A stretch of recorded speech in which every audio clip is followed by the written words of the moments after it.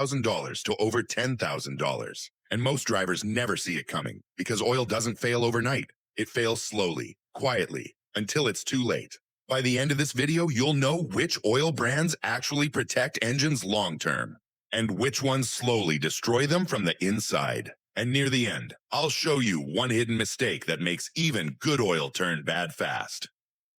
Number 11. Mobil 1 Extended Performance 500,000 Mile Survivor Tier. Let's start at the top. Mobil 1 Extended Performance isn't just marketing. It's one of the few oils I've seen consistently hold up in high-mileage teardown engines. What makes it different? It uses a high-quality synthetic base with strong detergent and anti-wear additives. That means it doesn't just lubricate, it cleans and protects under stress. I've disassembled engines running this oil for over 200,000 miles. What stood out wasn't just low wear, it was how clean everything looked. Minimal sludge, low varnish buildup, cam lobes still smooth. Oil analysis from labs like Blackstone consistently shows low wear metals, especially iron and aluminum, even at extended intervals. But here's the catch. It's not cheap. And if you're doing short trips only, you won't fully benefit from its long life design. Still, this is one of the few oils I trust for extended intervals when used correctly. But the next one surprised even me. Number 10. AMSOIL Signature Series. This is it's serious. AMSOIL has built a reputation around long drain intervals, and in many cases, it holds up. What makes it different? High TBN, total base number, which helps neutralize acids over time. That means it resists breakdown longer than most oils. In real-world engines, I've seen AMSOIL maintain viscosity stability even past 10,000 miles. That's rare. In teardown inspections, ringlands tend to stay cleaner. Less carbon buildup compared to cheaper synthetics. Oil analysis often shows stable viscosity and low oxidation levels. But here's the honest drawback. It's very dependent on maintenance discipline. If you skip filters or push it too far without monitoring, you're gambling. Most people don't realize long life oil doesn't mean ignore your engine. Still, used correctly, this is a top-tier performer. Number 9. Pennzoil Ultra Platinum. Now this one earns its place differently. Pennzoil uses a gas-to-liquid (GTL) base oil derived from natural gas. That gives it a cleaner starting structure than traditional crude-based oils. What does that mean in real engines? Less deposit formation. I've opened engines that ran Pennzoil Ultra Platinum, and piston crowns were noticeably cleaner than average. That's not just cosmetic. Clean pistons mean better combustion efficiency and less knock. Lab reports often show strong resistance to oxidation and sludge. But here's the trade-off. It's not the strongest under extreme high heat compared to some competitors. In heavy towing or high-load conditions, it may shear slightly faster. Still, for daily driving and long-term cleanliness, it's one of the best. But now, we move into a category most drivers misunderstand. Number 8. Castrol Edge. Castrol Edge markets titanium strength, but what actually matters is film strength under pressure. In high-load engines, this oil performs well. I've seen it used in turbocharged engines where heat and pressure are constant. Camshaft wear tends to stay controlled. Oil film doesn't collapse easily under stress. Oil analysis shows decent shear stability and protection under load. But here's something most people don't realize. Castrol Edge can vary depending on region and formulation. Not all versions are equal. Some hold up better than others depending on certifications like Dexos or ACEA. And over longer intervals, I've seen it lose viscosity slightly faster than top-tier oils. Still, under pressure, it holds its ground. Now the next one. This is where things start to split between good and quietly damaging. Number 7. Valvoline Advanced Full Synthetic. Valvoline has been around a long time, and this oil reflects that experience. What stood out is consistency. It's not flashy, but it's reliable. In engines I've worked on, wear patterns tend to be even. No unusual scoring or hotspots. Oil analysis shows decent protection, especially in moderate intervals around 5,000 to 7,500 miles. But here's the limitation.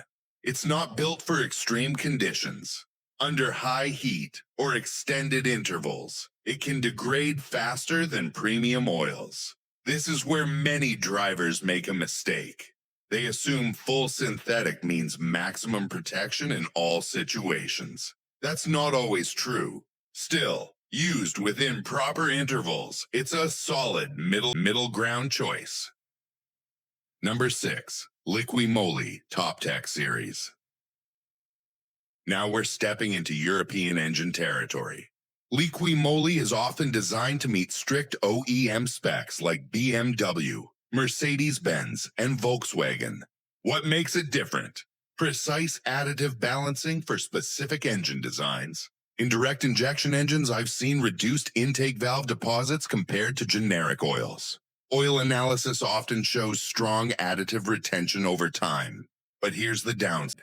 It's very application specific. Use the wrong version for your engine, and you lose its advantage. Also, it's expensive. Most people don't need this level of specialization unless required by their manufacturer. But when used correctly, it performs extremely well. Number 5. Shell Helix Ultra, global equivalent of Pennzoil. This is where things get interesting. Shell Helix Ultra uses the same GTL technology as Pennzoil, but with slightly different formulations depending on region. In high-temperature testing, it shows strong oxidation resistance. I've seen engines run this oil stay clean internally, even after long intervals. Sludge buildup is minimal. But here's what surprised me. In some engines, wear protection wasn't as strong as expected compared to top-tier competitors. Clean doesn't always mean protected. That's something most drivers don't realize. Still, for cleanliness and stability, it ranks high. Number 4. Royal Purple. Royal Purple has a strong reputation, but it's also one of the most misunderstood oils. What makes it different? It uses proprietary additives designed to reduce friction and wear. In performance engines, I've seen smoother operation and reduced noise. Oil analysis sometimes shows reduced friction-related wear. But here's the issue.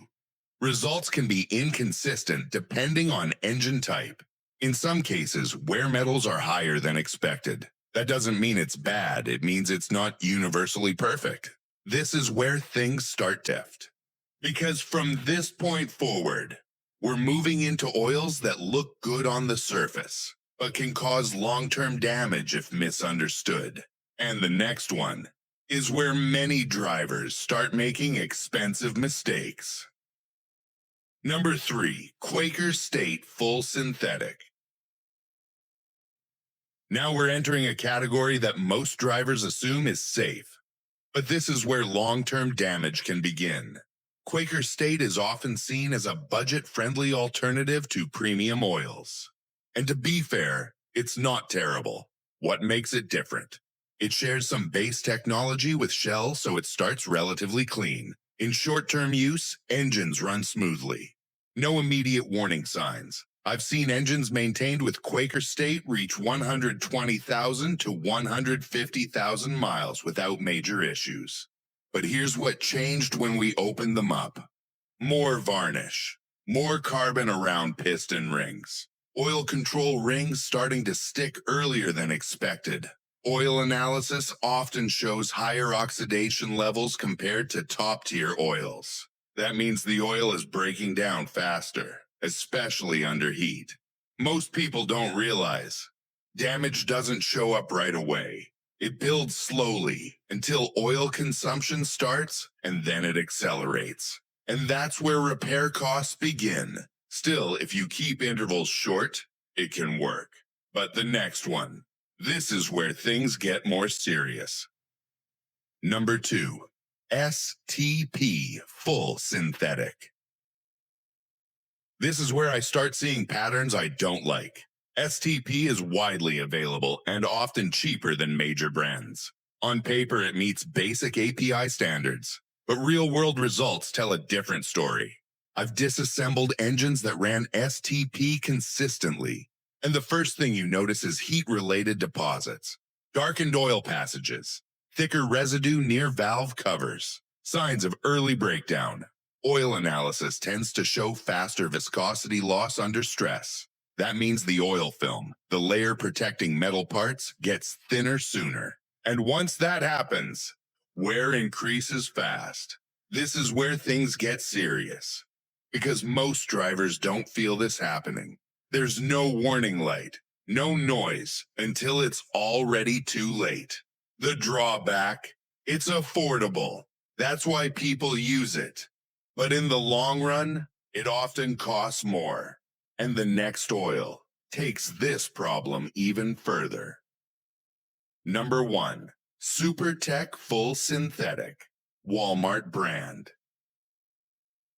Now this one always sparks debate, because on paper, it passes certifications, and yes, it can work.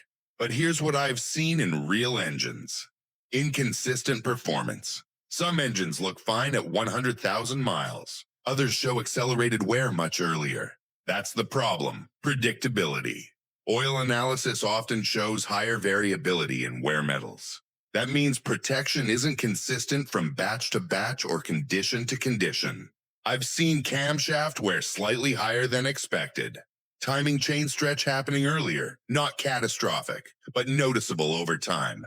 Most people don't realize oil isn't just about meeting standards. It's about maintaining protection under stress, heat, and time.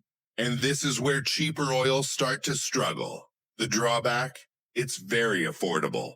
If you change oil very frequently, every 3,000 to 4,000 miles, it can be acceptable. But push it further, and the risk increases fast. Now the next one. This is where engines start paying the price. The final surprise. Good oil, wrong use. Here's what shocked even experienced mechanics. Some of the worst engines I've opened weren't using cheap oil. They were using top-tier brands. Mobil One, Castrol, Pennzoil. So what went wrong? The oil didn't fail. The system did. Mistake number 1. Wrong viscosity. This is the big one. This is where most drivers get it wrong. They assume thicker oil equals better protection, or thinner oil equals better efficiency. But engines aren't that simple. They're designed with very specific tolerances. I've disassembled engines where someone used 5W40 instead of 0W20. And here's what happened. Slower oil flow during cold starts. Delayed lubrication to critical components.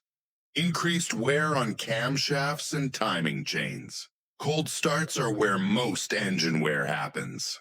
If oil doesn't reach parts quickly enough, even by a few seconds, damage begins immediately on the other side. Using oil that's too thin in a high-load engine can lead to oil film breakdown under heat, metal-to-metal contact, accelerated bearing wear. Oil analysis often shows increased iron and copper levels when viscosity is wrong. Most people don't realize manufacturers don't choose oil weight randomly.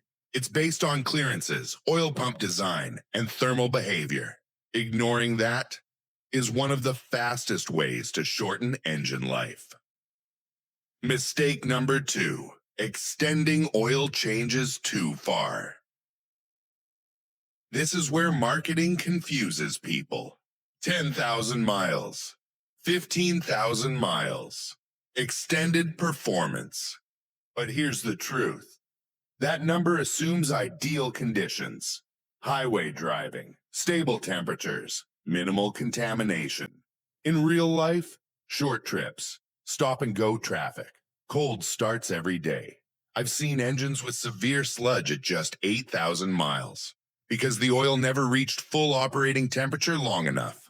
Fuel dilution builds up, moisture accumulates, additives break down faster. Oil analysis often shows reduced viscosity, increased fuel content, rising wear metals.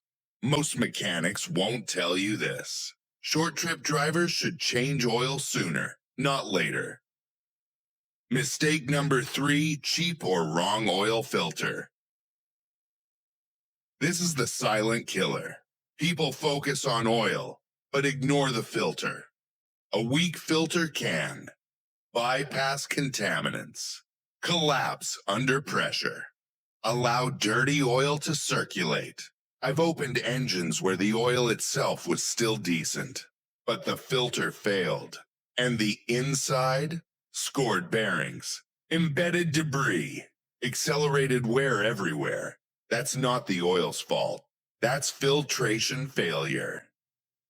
Mistake number 4, mixing oils without understanding. Now this one is more subtle. Mixing oils isn't always catastrophic, but it's unpredictable. Different additive packages can conflict. Detergents, dispersants, anti-wear agents. They're carefully balanced. When you mix oils randomly, you change that balance. I've seen cases where sludge formation increased after mixing brands. Oil analysis sometimes shows unstable viscosity and additive depletion. Most people don't realize it's not just about the base oil. It's about chemistry. Mistake number 5, trusting the label, not the source. This brings us back to the most dangerous issue, fake oil. Even if you choose the best brand in the world, if you buy it from the wrong place, it might not be real.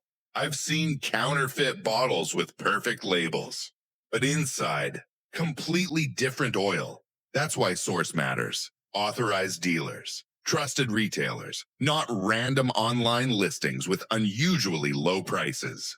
Because this is where everything falls apart.